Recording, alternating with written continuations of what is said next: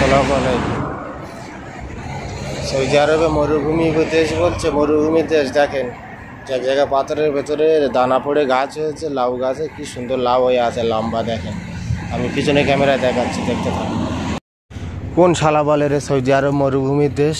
হ্যাঁ, এ কোথায় লাউ শাক হয়ে দেখ, কত সুন্দর লাউ শাক। সেখানে একটা লাউ হয়ে আছে, আবার ওই একটা কথা, ও ষাটিয়ে দুই বিশাল বড় মাল হয়ে আছে। এই তো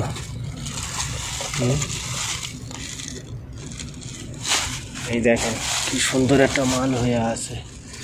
হ্যাঁ, সব বলে সৌদি আরবে লাউ চাষ, এই মরুভূমির দেশ, সবজি নাই।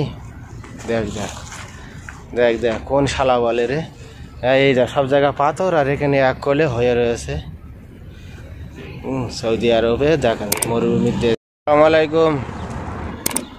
সৌদি আরবে 1 ঘন্টা হেঁটে হেঁটে একটা নিম গাছ খুঁজে পেয়েছি, নিমের দাঁতন কিছু করার জন্য। আর নিমের পাতায় অল্প একটু নিয়ে যাব আর কি, একটু খাওয়ার জন্য। কারণ 2 বছর আইছি তো, 2বার খাইছি তো, যার কারণে দেখি আজকের খালি আছি তো, দেখি আজকের খানিকটা নিয়ে যাই।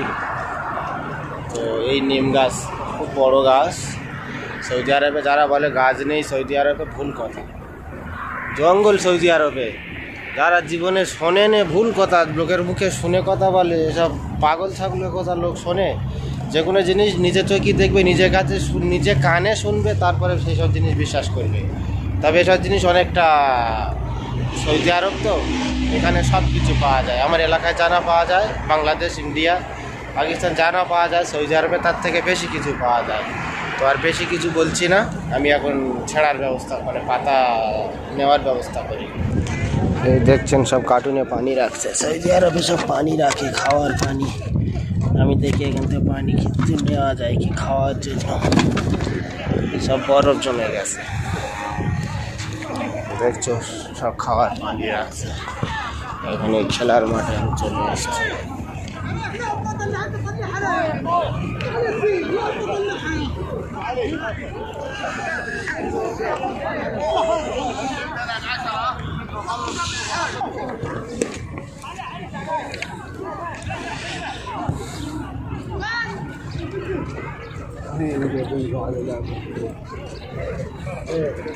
على عاطف تريدين